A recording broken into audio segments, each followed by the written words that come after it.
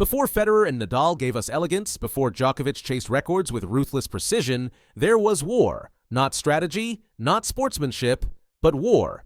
In the late 1970s and into the blood-boiling heat of the 1980s, men's tennis hosted a rivalry so personal, so disrespectful, that it shook the sport at its foundations.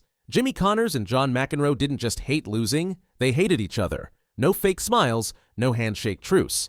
This wasn't rivalry with mutual respect, it was open contempt, broadcast live. They screamed, cursed, and stared each other down across the net like boxers before a title fight. And in one unforgettable clash, a match in Chicago in 1982, it exploded. Connors stormed the net mid-point, got in McEnroe's face, finger pointing inches away. McEnroe, jaw clenched, fired back. "You're a fucking disgrace!" he shouted across the court, the kind of line that doesn't just get fines, it gets remembered. That day, tennis stopped being polite. This wasn't about who played better forehands. This was ego versus ego. Two alpha males who refused to back down, and over the next decade, they turned the tennis court into a battleground. This is the story of Jimmy Connors versus John McEnroe, the most disrespectful rivalry in tennis history. It was Wimbledon, summer of 1977. Six-time Grand Slam winner Jimmy Connors, age 25, had long held his throne in men's tennis. Into that realm burst John McEnroe, an 18-year-old qualifier nobody feared, but Connors refused to even acknowledge him. As McEnroe recounted years later, "Connors blew me off, totally dismissed me, and it rattled him before a single serve was hit." In the semifinals, Connors won in 4 sets, but what mattered more was the cold reception McEnroe received. No greeting, no handshake, no recognition, an electric spark igniting a rivalry. Connors won the match 6-3, 6-3, 6-3, 4-6, 6-4. But something more powerful had begun. Psychological warfare. Through 1977 to 1980, the balance remained with Connors. He won their first 6 of 7 meetings, dominating the early narrative. Connors set the tone with authority and aggression. McEnroe was still finding his footing, but Connors' dismissal only fueled the younger man's fire. Yet McEnroe was no stranger to big moments. In 1979, he won his first U.S. Open title, beating Vitas Gerulaitis at only 20. And by August 1981, McEnroe had earned the world #1. First ranking. The stage was set, and Connors had made it personal. In 1980 alone, they met multiple times. ATP Finals and Grand Slam semifinals, splitting matches, but Connors still led the head-to-head overall. It wasn't even a Grand Slam, it was an exhibition, the WCT Challenge in Chicago, January 1982. But for Connors and McEnroe, the word exhibition meant nothing. There were no friendly rallies, no relaxed tempo. This was war, and it boiled over in a moment that still echoes in tennis lore.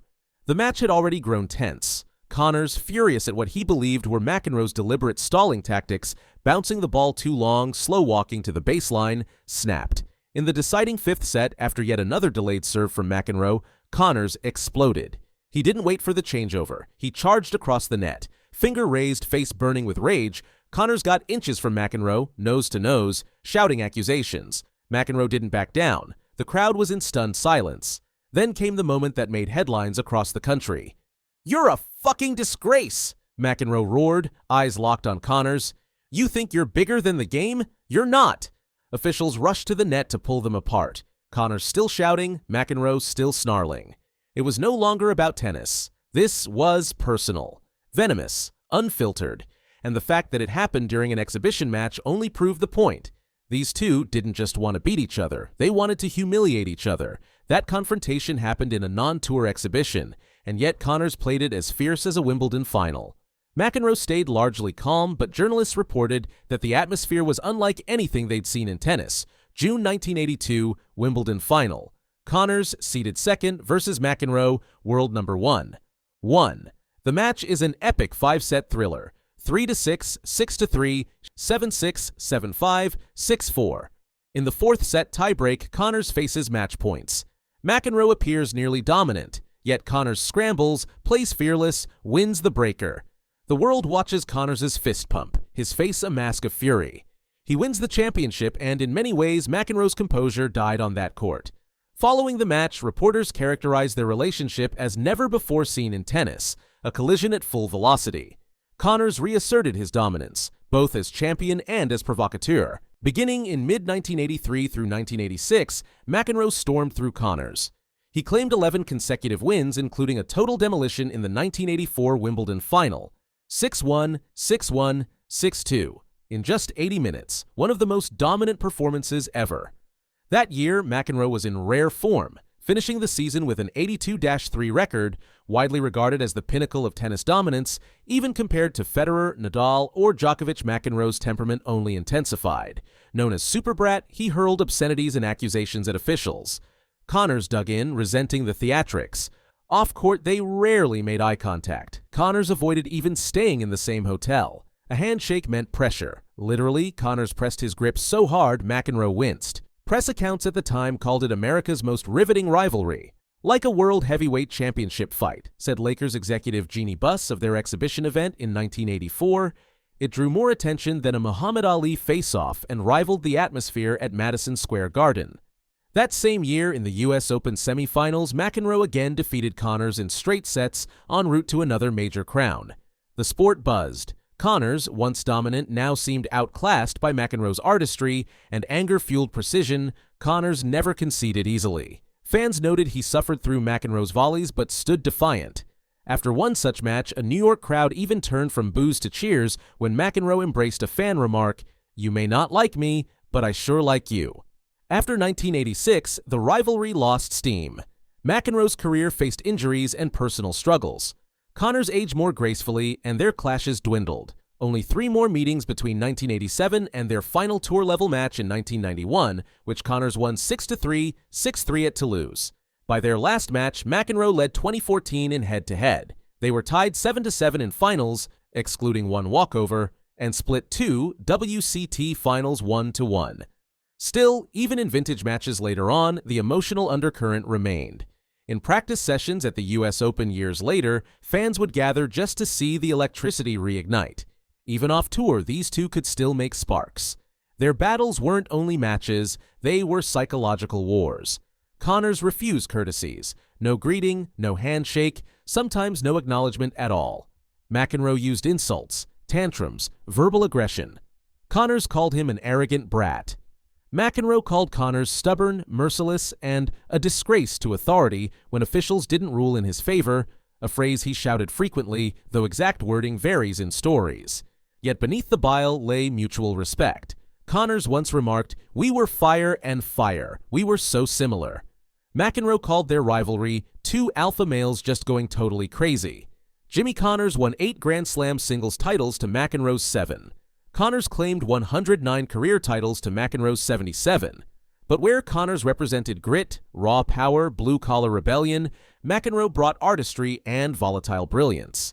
Together, they redefined men's tennis for an era. They drew ratings and crowds like no rivalry before.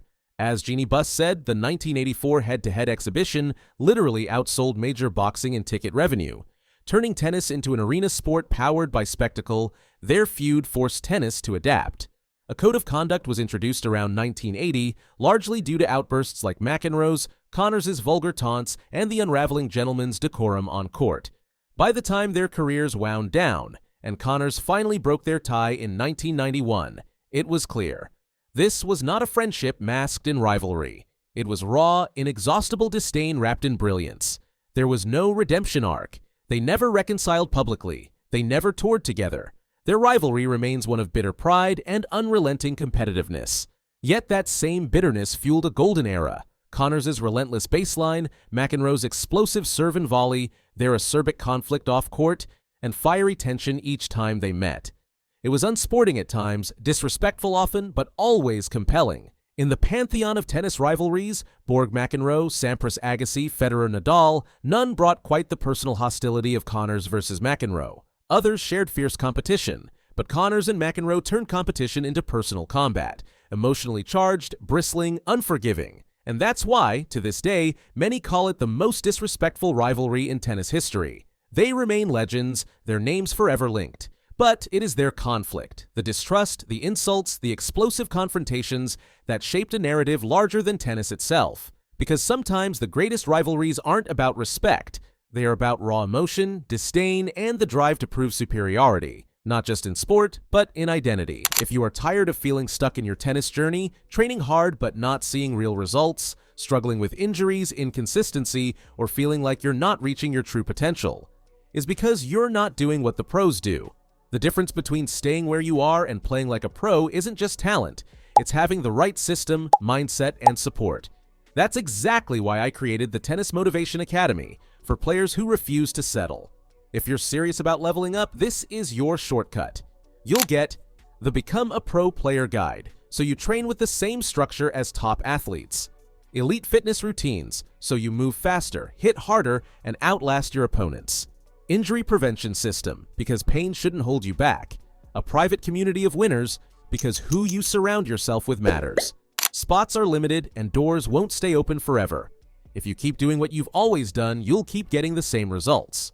Don't wait, take action now. The link is in the description. That's it for today. If you found this video useful, leave a like, subscribe, and share it with your tennis friends. See you in the next one.